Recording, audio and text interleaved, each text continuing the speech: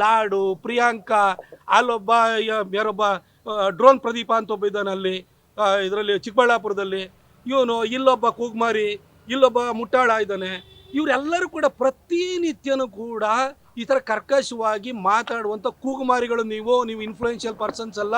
ನಿಮ್ಮನ್ನು ಆ ಕಾರಣಕ್ಕೋಸ್ಕರನೇ ನಿಮಗೆ ಈ ಥರ ಅಡ್ಡ ಹೆಸರುಗಳನ್ನ ಇಟ್ಕೊಂಡು ಕರೀತಾ ಇರೋಂಥದ್ದು. ಪ್ರಿಯಾಂಕ್ ಅವರೇ, RSSನ ಬ್ಯಾನ್ ಮಾಡೋ ವಿಚಾರ ಬಿಟ್ಬಿಡಿ. ನೆಹರು ಕೈಲೇ ಮಾಡೋಕ್ಕಾಗಿಲ್ಲ, ನೆಹರು ಮರಿಮಗಳ ಹೆಸರು ಇಟ್ಕೊಂಡಿರುವಂಥ ನಿಮ್ಮ ಕೈಯಲ್ಲಿ ಮಾಡೋಕ್ಕಾಗುತ್ತೆ. ನಿಮ್ಮ ಅಪ್ಪನೇ ಗೃಹ ಸಚಿವರಾಗಿದ್ದಾಗ ಕಂಬಾಲಪಲ್ಲಿ ಘಟನೆಯನ್ನು ತಡಿಲಿಕ್ಕಾಗಲಿಲ್ಲ, ಅವ್ರಿಗೆ ನ್ಯಾಯ ಕೊಡ್ಸೋಕ್ಕಾಗಲಿಲ್ಲ. ನೀವೇ ಒಬ್ಬರು ಸಚಿವರಾಗಿ ಹಕ್ಕಿ ಪಿಕ್ಕಿ ಜನಾಂಗ ಸೇರಿದಂಥ 9 ವರ್ಷದ ಬಾಲಕಿಗೆ ನ್ಯಾಯ ಕೊಡೋಕ್ಕೆ ನಿಮ್ಮ ಕೈಲಾಗಿಲ್ಲ. ಇನ್ನು ಸುಮ್ಮನೆ ದಿನ ನಾನು ಬದುಕಿದ್ದೀನಿ ಅಂತ ತೋರಿಸೋದಕ್ಕೆ ಈ ಥರ ಕರ್ಕಶವಾಗಿ ಮಾತಾಡ್ತಾ ಇರಬೇಡಿ. ಈಗ 2.5 ವರ್ಷ ಆಯ್ತಲ್ಲ, 2.5 ವರ್ಷದಲ್ಲಿ ನಾನು ಏನು ಕಡ್ದು ದಬಾಕಿದ್ದೀನಿ ಅಂತ ಹೇಳಿ ನೀವು ಒಂದು ಪ್ರೆಸ್ ಮೀಟ್ ಮಾಡಿದ್ದೀರಾ? ಗ್ರಾಮೀಣಾಭಿವೃದ್ಧಿ ಇಲಾಖೆ ಇದೆ, ಅಲ್ಲಿ ನೋಡ್ರೆ ಶಾಲಾ ಮಕ್ಕಳಿಗೆಲ್ಲರೂ ಕೂಡ ಅವರ ಕೈಗೆ ಬುಟ್ಟಿ ಕೊಟ್ಬಿಟ್ಟು ಅವ್ರನ್ನ ಮ್ಯಾಂಡೇಸ್ ಅಂತ ಕ್ರಿಯೇಟ್ ಮಾಡಿ ಅವ್ರ ಹೆಸರಿನಲ್ಲಿ ದುಡ್ಡು ಹೊಡಿತಾ ಇದ್ದಾರೆ. ಒಂದು ಅಭಿವೃದ್ಧಿ ಕಾರ್ಯ ಆಗಲಿಲ್ಲ, ಅದ್ರ ಬಗ್ಗೆ ಮಾತಾಡಲಿಲ್ಲ. ಗ್ರಾಮೀಣಾಭಿವೃದ್ಧಿ ಮತ್ತು ಪಂಚಾಯತ್ ರಾಜ್ ಇಲಾಖೆಯಲ್ಲಿ ಎಲ್ಲಿ ಏನಾರು ಮಾಡಿದಿರೋ ಸರ್? ನೀವು ಏನು ಮಾಡಲಿಲ್ಲ ನೀವು.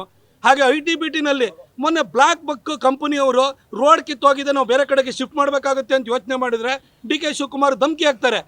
ನೀವು ಒಬ್ಬ IT-BT ಸಚಿವರಾಗಿ ಒಂದು ಮಾತಾಡಿದ್ರೆ ಸರ್, ಕಂಪ್ನಿಗಳಿಗೆ ಒಳ್ಳೆ ರಸ್ತೆ ಮಾಡಿಕೊಡ್ತೀವಿ, ದಯವಿಟ್ಟು ಮಳೆ ಜಾಸ್ತಿ ಆಗಿದೆ, ನಾವು ಬೇಗ ಟಾರ್ ಹಾಕ್ಕೊಡ್ತೀವಿ ಅಂತ ಒಂದು ಮಾತಾಡ್ಬೋದಿತ್ತು. ಅದ್ರ ಬಗ್ಗೆ ಮಾತಾಡಲಿಲ್ಲ. ಮತ್ತು ಯಾವ್ದು ಸರ್ ನಿಮ್ಮದು? ಅದು ಯಾರು ನಿಮಗೆ ಮೋಸ್ಟ್ ಇನ್ಫ್ಲೂಯೆನ್ಷಿಯಲ್ ಪರ್ಸನ್ ಅಂತ ನಿಮಗೆ ಕೊಟ್ಟಿರೋಂಥವ್ರು? ಯಾವ ಒಳ್ಳೆ ವಿಚಾರ ಬಗ್ಗೆ ಮಾತಾಡಲ್ಲ. ಇಲ್ಲಿವರೆಗೂ ಪ್ರಿಯಾಂಕಾ ಖರ್ಗೆ ಅವರ ಖಾತೆಯ ಬಗ್ಗೆ, ಅವ್ರು ಮಾಡಿದ ಘನಕಾರ್ಯದ ಬಗ್ಗೆ ಒಂದೇ ಒಂದು ಪತ್ರಿಕಾಗೋಷ್ಠಿಯನ್ನು ಮಾಡಿ ತಮ್ಮ ಸಾಧನೆಗೆ ತಾವೇ ಬೆನ್ನು ತಟ್ಕೊಳ್ಳಿ ಬೇಡ ಅಂತ ಹೇಳಲ್ಲ. ಮಾಡಿರೋದು ಯಾವ್ದಾರು ನೋಡಿದ್ದೀರಾ ನೀವು? ಯಾವುದನ್ನು ಮಾಡಲಿಲ್ಲ. ಬೆಂಗಳೂರಿನ ಗುಂಡಿ ಬೆಂಗಳೂರು ಆಗಿದೆ ಅಂತ ಹೇಳಿ ಇಡೀ ಊರು ಮಂದಿ ಎಲ್ಲ ಉಗಿತಾ ಇದ್ದಾರೆ. ಬೆಂಗಳೂರಿಂದಲೇ IT ಸೆಕ್ಟರ್ 14 ಲಕ್ಷ ನಮ್ಮ IT ಎಂಪ್ಲಾಯೀಸ್ ಇದ್ದಾರೆ. ಅವ್ರಿಗೆ ಏನಾದರೂ ಮಾಡಿದ್ರೆ ಸರ್, ಅವರಿಗೆ ಓಡಾಡೋಕ್ಕೆ ರಸ್ತೆ ಕೊಡ್ಬೋದಿತ್ತಲ್ಲ ಸರ್? ಅದ್ರ ಬಗ್ಗೆ ಮಾತಾಡಲ್ಲ.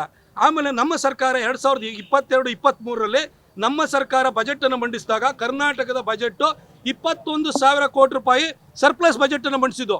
ಸಿದ್ದರಾಮಯ್ಯನವ್ರು ಬಂದಾದಮೇಲೆ 2023-24ರಿಂದ ಡೆಫಿಸಿಟ್ ಬಜೆಟನ್ನು ಮಂಡಿಸ್ತಾ ಇದ್ದಾರೆ, ಕೊರತೆ ಬಜೆಟನ್ನು ಮಂಡಿಸ್ತಾ ಇದ್ದಾರೆ. ವಿಶ್ವವಿಖ್ಯಾತ ಅರ್ಥಶಾಸ್ತ್ರಜ್ಞರು 16-17 ಬಜೆಟನ್ನು ಮಂಡಿಸಿರೋರು. ಮಾತಾಡಿ ಸರ್ ಅಲ್ಲಿ ಹೋಗಿ. ಬರೀ ಯಾವುದೋ ಟ್ಯಾಕ್ಸ್ ಡೆವಲ್ಯೂಷನ್ ಅಂತ ಇದು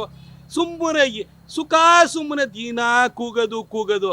ಒಂದು ದಿನನಾದ್ರೂ ಮಾನ್ಯ ಸಿದ್ದರಾಮಯ್ಯ ಸಾಹೇಬ್ರೆ, ನೀವೆಂತೂ ಅಭಿವೃದ್ಧಿ ಬಗ್ಗೆ ನಿಮಗೆ ಚಿಂತನೆ ಇಲ್ಲ. ಬರೀ ಎಲ್ಲರಿಗೂ ನಿಮ್ಗೆ ಆಗಬೇಕು, ನಿಮ್ಮ ಜಾತಿಯವ್ರನ್ನ ತಗೊಂಡು ಮೇಲ್ಗಡೆ ಕೂರಿಸ್ಕೋಬೇಕು, ಇನ್ನು ಆನಂತರ ಇನ್ಯಾರಿಗಾರು ಒಂದು ಸ್ವಲ್ಪ ಅವರಿಗೆ ಮೂಗಿಗೆ ತುಪ್ಪ ವರ್ಷ ಕೆಲಸ ಮಾಡಬೇಕು. ಇದು ಬಿಟ್ಟರೆ ಸಮಾಜವಾದಿ ಅಂತ ಬಾಯಲ್ಲಿ ಇಟ್ಕೊಂಡು ಮಜಾವಾದಿ ಥರ ಇರೋದು ಬಿಟ್ಟರೆ ನೀವೇನೂ ಮಾಡಲ್ಲ. ನಿಮಗೆ ವಿಷನ್ ಅನ್ನೋದೇ ಇಲ್ಲ.